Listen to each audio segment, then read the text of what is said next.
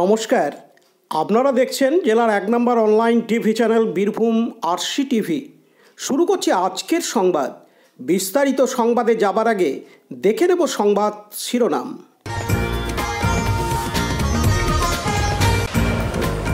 উচ্ছেদ নোটিশ দিতে গিয়ে বিক্ষোভের মুখে সিউড়ি পৌরসভা।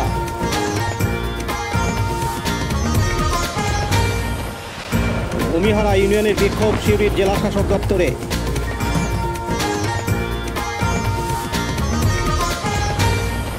স্বেচ্ছাসেবী সংগঠনের বিনামূল্যে রক্তদান শিবির ফ্রি ক্যাম্প দুবরাজপুরে। পঞ্চম দিনে বোলপুর পৌরসভার উদ্যোগে বুলডোজার অভিযান অব্যাহত।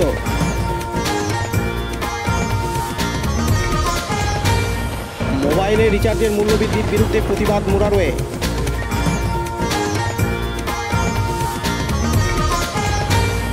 তৃণমূলের উদ্যোগে স্বেচ্ছায় মেগা রক্তদান শিবির খয়রাছলে।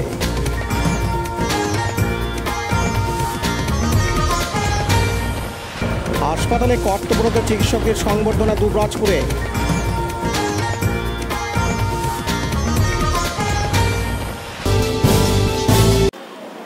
উচ্ছেদ নোটিশ দিতে গিয়ে বিক্ষোভের মুখে সিউড়ি পৌরসভার কর্মীরা।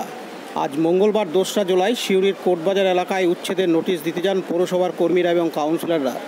সেই সময় স্থানীয় দোকানিরা তাদের ঘিরে বিক্ষোভ দেখাতে শুরু করেন। পরে কিছু দোকানিকে নোটিশ দিতে গিয়ে ফিরে আসতে হয় পৌরসভার কর্মী ও কাউন্সিলরদের। স্থানীয় ব্যবসায়ীদের দাবি, দিন কয়েক আগে পৌরপ্রধান ওই এলাকায় গিয়ে দোকানদারদের নিজেদের দোকান পিছিয়ে নেওয়ার জন্য বলেন। সেই মতো দোকানদাররা পিছিয়ে নেন, কিন্তু এরপরেও এদিন পৌরসভার কর্মীরা নোটিশ দিতে আসেন। এই নোটিশে বলা হয়েছে আগামী ৭ দিনের মধ্যে দোকানগুলিকে সরিয়ে নিতে হবে, অন্যথা পৌরসভার পক্ষ থেকে সরিয়ে দেওয়া হবে। এরপরই দোকানদাররা বিক্ষোভ দেখাতে শুরু করেন। তাদের দাবি, দীর্ঘদিন ধরে তারা সেখানে ব্যবসা করছেন, প্রত্যেকের সংসার ওই দোকানের উপর নির্ভরশীল।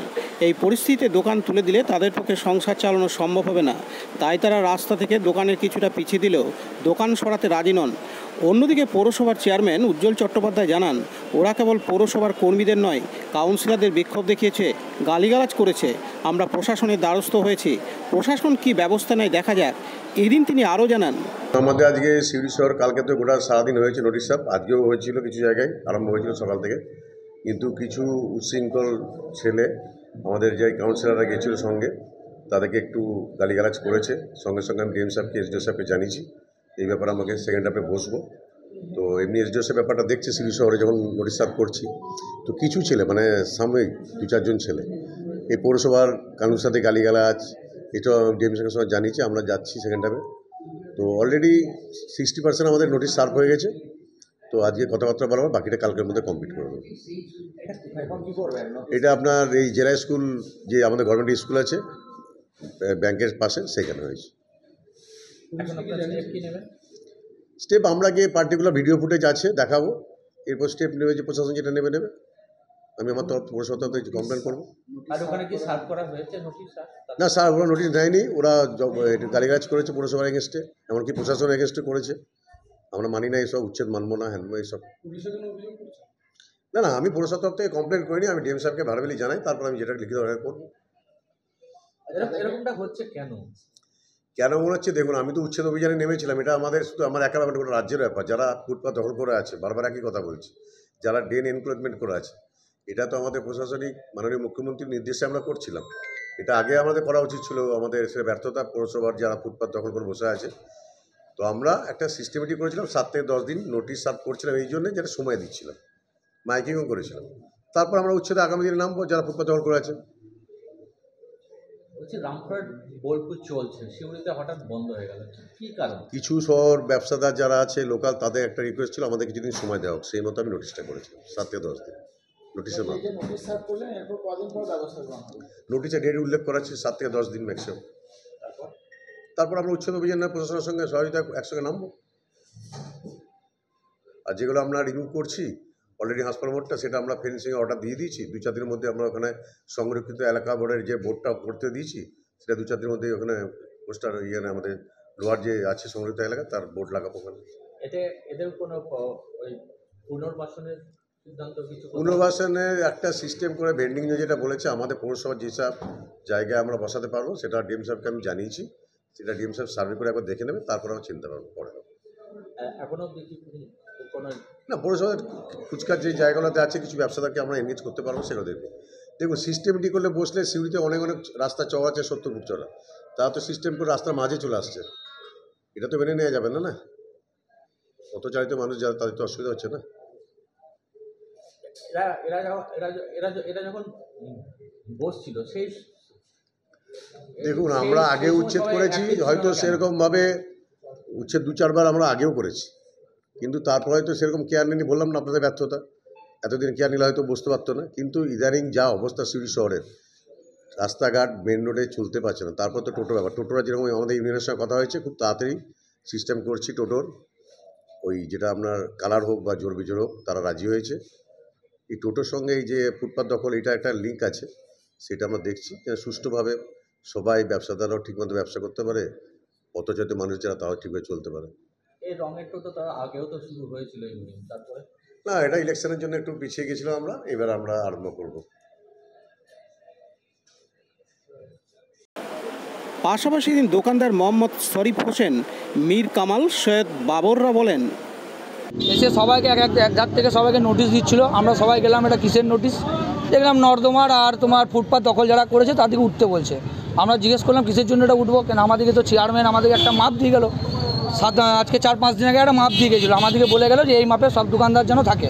আমরা কিন্তু সব নিজের দোকানদার সবাই নিজে কিন্তু ভেঙে দিল দোকান। আজকে হঠাৎ করে বলছে যে 7 দিনের মধ্যে দোকান খালি করতে হবে। সবারই দোকানে এত মাল আছে, সবাই যদি দোকান উঠিয়ে দেয় তাহলে আমরা খাবো কি? একটা দোকানে মিনিমাম 5-6 জনের পেট চলে, তাহলে এত দোকানদার যদি দোকানগুলো উঠিয়ে দেয় তাহলে মিনিমাম কত লোকের পেট মরছে? সবারই বাড়িতে একটা ছোট ছেলে আছে, কেউ স্কুলে পড়াশোনা করে। আমরা চাইছি যে আমাদের এটা প্রতিবাদ হোক, যেন দোকান আমরা কেউ উঠাবো না। আমাদের যদি ছোটো করতে বলে তাহলে আমরা কিন্তু ছোটো করে পিছিয়ে নেবো। যদি আমাদেরকে বলে যে এটা তোমাদের অসুবিধা হচ্ছে, তোমরা এটা করো, আমরা করে দেবো, যা বলবো। হ্যাঁ, দোকান উঠাবো না। এবার আমাদের কাউরি যদি 5 ফুট আছে, 6 ফুট আছে, একটা ওনার নির্দিষ্ট মাপ দিয়ে দেখ যে একটা দোকান 4 ফুট থাকবে বা 5 ফুট থাকবে, ওরা বলুক, আমরা ব্যবস্থা আমরা করে দেবো। আজকে আমরা বিক্ষোভ দেখেছি। হ্যাঁ, সেই জন্য আমরা আজকে বিক্ষোভ দেখিয়েছি এখানে। বিক্ষোভ দেখানোর পরেও কি ওরা নোটিশ দিয়েছে না? তারপরে চলে গেল, আর নোটিশ দেয়নি। কিছু দোকানে দিয়েছে আর বাদ বাকি দোকানগুলো দিতে পারে। সৈয়দ বাবর। তার জন্যে আজকে যে আমরা আগে 5-7 দিন আগে যখন এসেছিলো আমাদের বললো উঠাইতে হবে। আমরা বললাম কি প্রবলেম?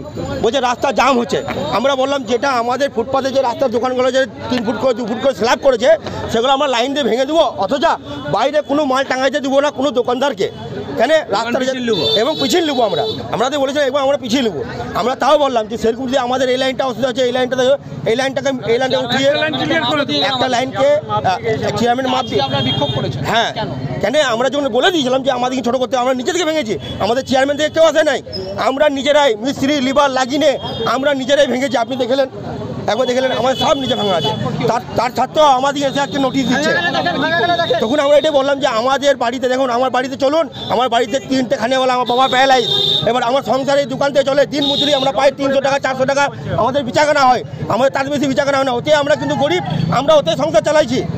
আমরা চুরি চামারি না করে, নিশা ভাঙ না বিচে আমরা কিন্তু ব্যাগরাও বিচ্ছি না, কিছু করছি না। আমরা কিন্তু ইমানদারিতে এই 300 টাকা 400 টাকা 500 টাকা যা দোকানদারি হচ্ছে ওতে আমরা ঘর সংসার চালাইছি।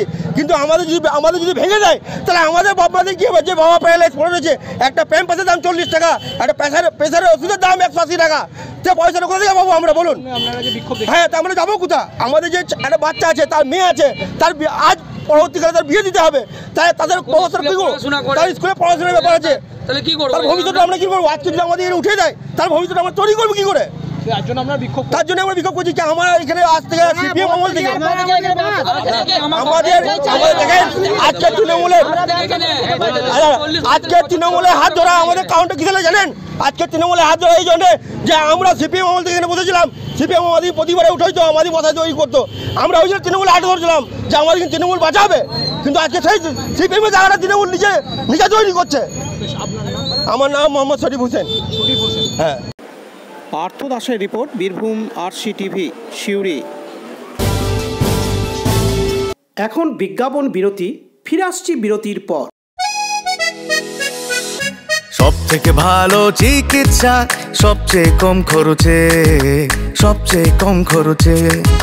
সব থেকে ভালো চিকিৎসা সবচেয়ে কম খরচে, সবচেয়ে কম খরচে।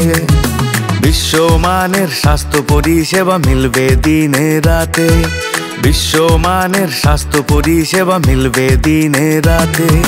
মনি মহেশ হসপিটাল, মনি মহেশ হসপিটাল, মনি মহেশ হসপিটাল, মনি মহেশ হসপিটাল। মনি মহেশ হসপিটাল, দুবরাজপুর, বীরভূম।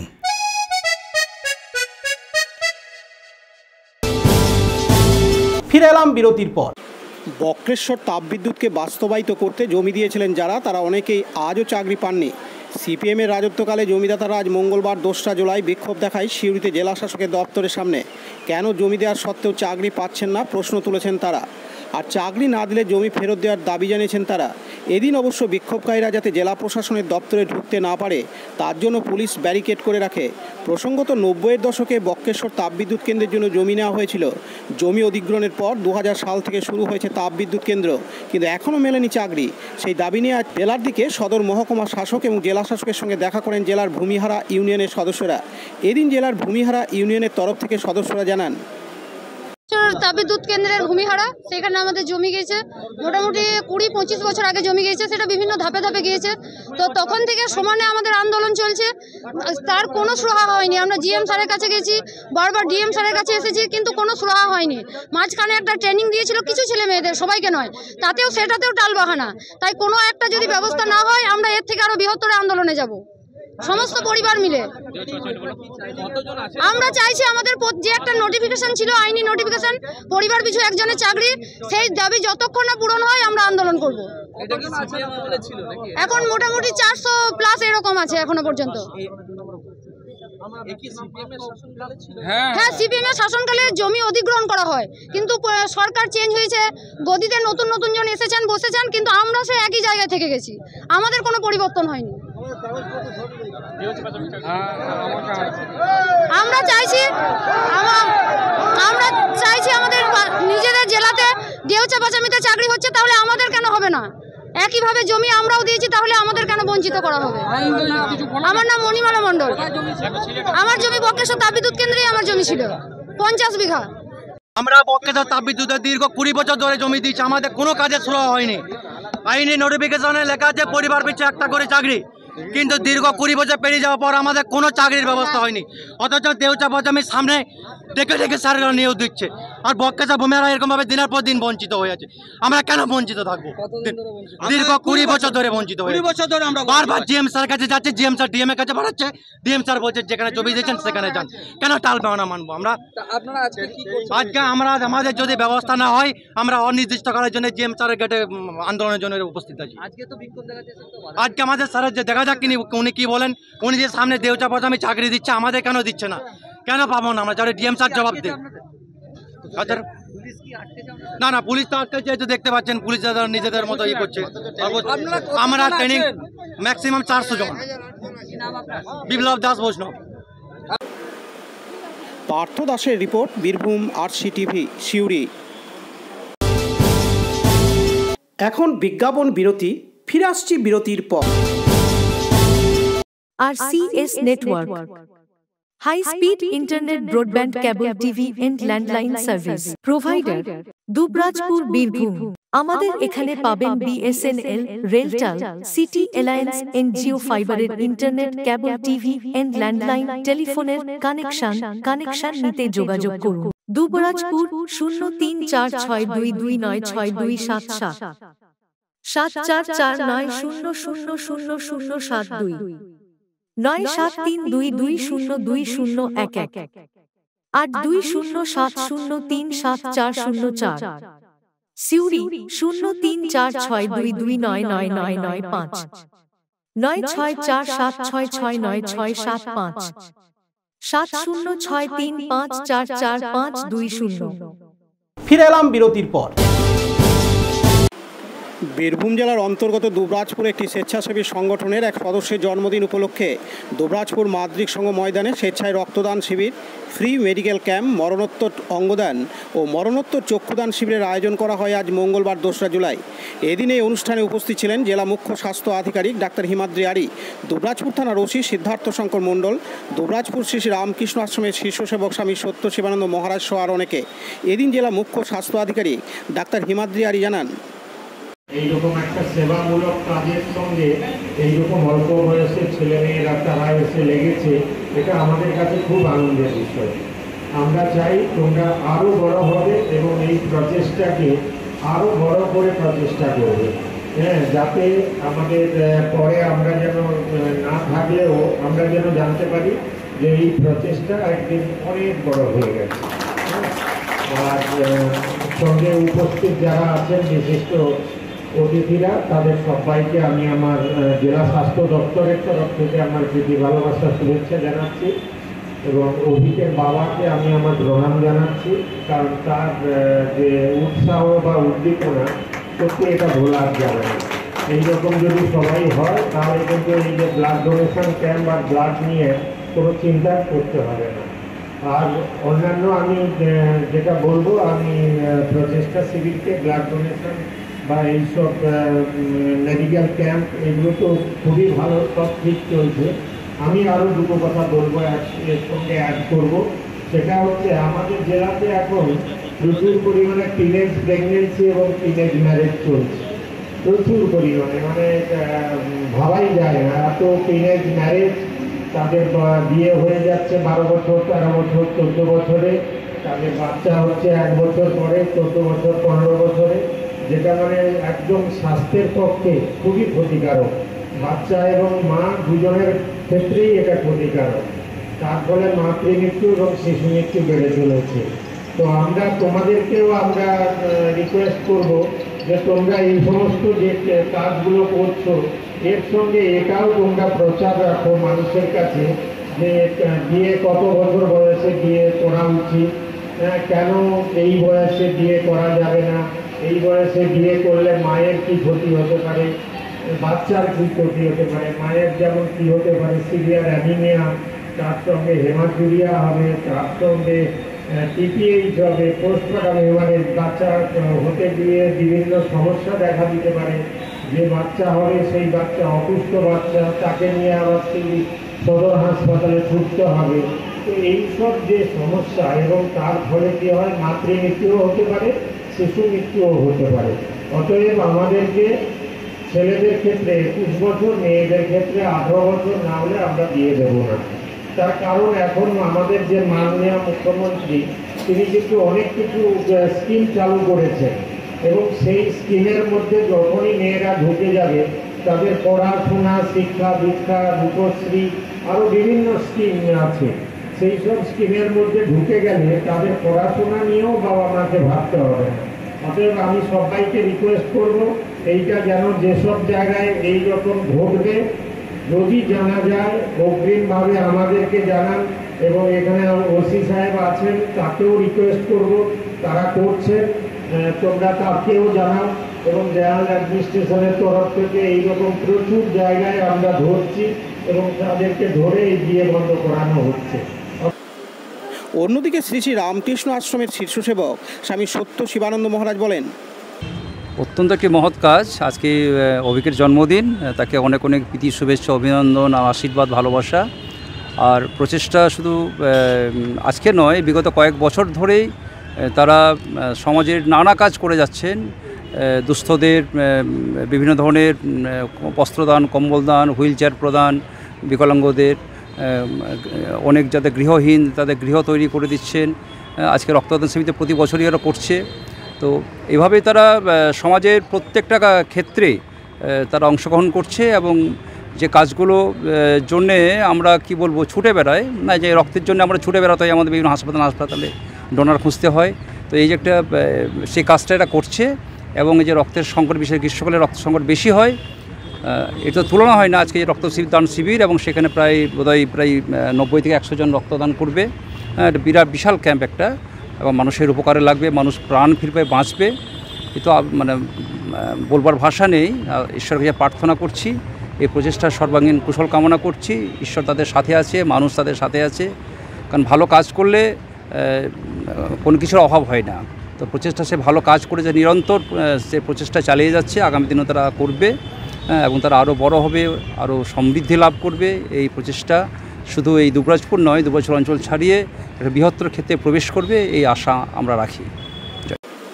পাশাপাশি এদিন প্রচেষ্টা সদস্য অভিক মিশ্র জানান, আমার জন্মদিন উপলক্ষে আমি প্রত্যেক বছর চেষ্টা করে থাকি যে এই দিনটাকে আমরা সমাজের কাজে সারা জীবনটাকে যখন উৎসর্গ করেছি, 365 দিন যখন সমাজের কাজে উৎসর্গ করেছি, তো এই দিনটাও আমার সমাজের জন্যই আমার তোলা রয়েছে। তার জন্য আমি আগের বছরও রক্তদান শিবির এবং সাথে সাথে দুবরাজপুরে প্রথম অঙ্গদান এবং চক্ষুদান শিবির আয়োজন করেছিলাম। শুধু এটা আমার নয়, এটা আমাদের সমগ্র প্রচেষ্টার এক শিবির, শুধু আমার জন্মদিনটা উপলক্ষ মাত্র।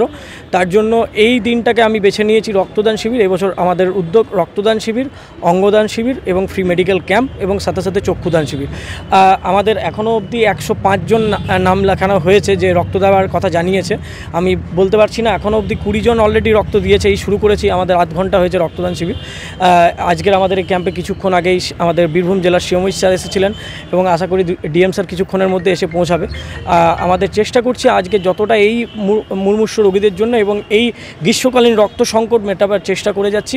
আমরা গত বছর 10খানা শিবির সারা বছরে করেছিলাম, এবছর এইটা আমাদের দ্বিতীয় শিবির। আশা করছি এই বছরও আমরা 10-এর অধিক শিবির করার চেষ্টা করে যাব। আমার নাম Avik Mishra. Laltu Mukherjee report, Birbhum RC TV, Dubrajpur. এখন বিজ্ঞাপন বিরতি, ফিরে আসছি বিরতির পর। বঞ্চনার অবসান, শ্রমের সম্মান। 100 দিনের কাজের অদক্ষ শ্রমদানকারীদের জীবনে এলো নতুন প্রভাতের আলো।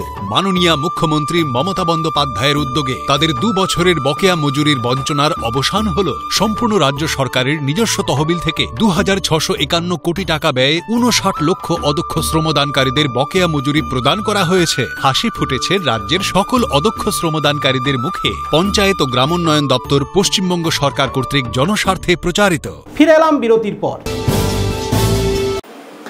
আজ মঙ্গলবার 2রা জুলাই সকাল থেকে শুরু হয় বীরভূমের বোলপুর পৌরসভায় বুলডোজার অভিযান। বোলপুর ডাঙ্গালি কালীতলা থেকে নিচুপট্টি হয়ে আরতি মোড় পর্যন্ত বুলডোজার অভিযান চলে, কিন্তু আজ দেখা গেল অনুব্রত মণ্ডলের নিচুপট্টির বাড়ির সামনে বুলডোজার নিশ্চুপভাবে চলে যেতে। বুলডোজার এক আঁচড়ও দিতে পারেনি অনুব্রত মণ্ডলের বাড়ির সামনে। যদিও দেখা গেল ঠিক সামান্য গিয়ে আবার বুলডোজার তার নিজের ক্ষমতা দেখাতে থাকে। নিচুপট্টির রাস্তার ধারে কংক্রিট ড্রেন সমস্ত তুলে ফেলা হয়। এছাড়াও আরতি মোড়ে রাস্তার ধারে যে সকল অবৈধ দোকান নির্মাণ ছিল সেগুলি ভেঙে ফেলা হয়। এই অভিযান সকাল থেকে হাজির ছিলেন বোলপুর পৌরসভার chairman Parna Ghosh, vice chairman Amar Sheikh সহ বোলপুরের বিভিন্ন ওয়ার্ডের কাউন্সিলররা। এদিন বোলপুর পৌরসভার চেয়ারম্যান পর্ণা ঘোষ জানান, এই কয়েকদিন ধরে যে পরিকল্পনা মাফিক কাজ চলছে, আজকেও ঠিক তাই। আজকে শুরু হয়েছে এই নিচুপট্টিটা, মানে আমাদের ডাঙ্গালি কালীতলার ওখান থেকে নিচুপট্টিটা, দেখাই যাক কতটা হয়। জেলার পৌরসভাগুলি সেভাবে না নামলেও বোলপুর পৌরসভা কিন্তু প্রথম দিন থেকে সেই কাজ করে চলেছে। আপনাদের আগামী দিনে কী ধরনের বোলপুর দিতে চাইছেন?